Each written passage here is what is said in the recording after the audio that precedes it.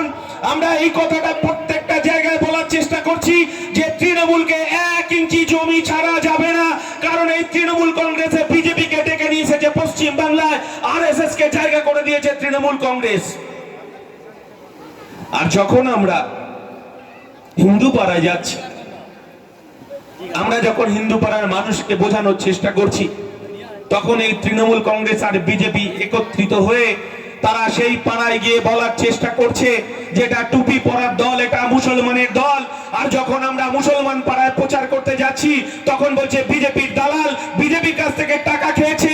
এই পশ্চিম বাংলার মানুষ তো জানে 1998 সালে তৃণমূল কংগ্রেসের যখন জন্ম হয়, জন্ম লগ্নের পর থেকে বিজেপির গর্ভে, আরএসএস এর গর্ভে মমতা বন্দ্যোপাধ্যায় তৃণমূল কংগ্রেসের জন্ম। এই পশ্চিম বাংলার মানুষ জানে, আমার চাচারা জানে, আমার কাকারা জানে, আমার চাচিরা জানে, আমার কাকিমারা জানে যে অটল বিহারী বাজপেয়ীর মন্ত্রিসভায় এই মমতা বন্দ্যোপাধ্যায় রেলমন্ত্রী ছিলেন, এই মমতা বন্দ্যোপাধ্যায় কয়লা মন্ত্রী ছিলেন, এই মমতা বন্দ্যোপাধ্যায় রেলের চেয়ারপারসন ছিলেন।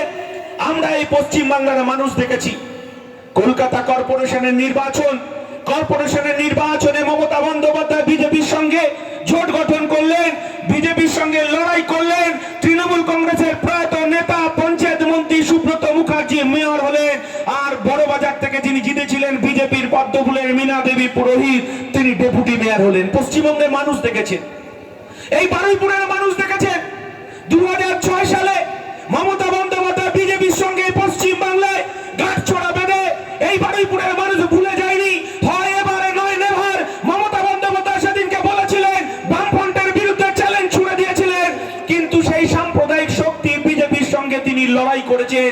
এই পশ্চিম বাংলার মানুষ জানেন, এই মমতা বন্দ্যোপাধ্যায়কে দেখেছেন, তিনি যখন এই বিপদে পড়েছেন, যখন এই পশ্চিম বাংলায় ইডি সিবিআই হানা তার কালীঘাটের বাড়িতে, তার ভাইপোর দরবারে যখন ইডি সিবিআই হানা দিয়েছেন, তখনই মমতা বন্দ্যোপাধ্যায় রাতের ফ্লাইট ধরে পশ্চিম বাংলার বঞ্চনার কথা বলে, পশ্চিম বাংলার উন্নয়নের কথা বলে, কখনো নরেন্দ্র মোদীর কাছে, কখনো অমিত শাহের কাছে দরজা বন্ধ করে দিল্লিতে মিটিং করেছেন।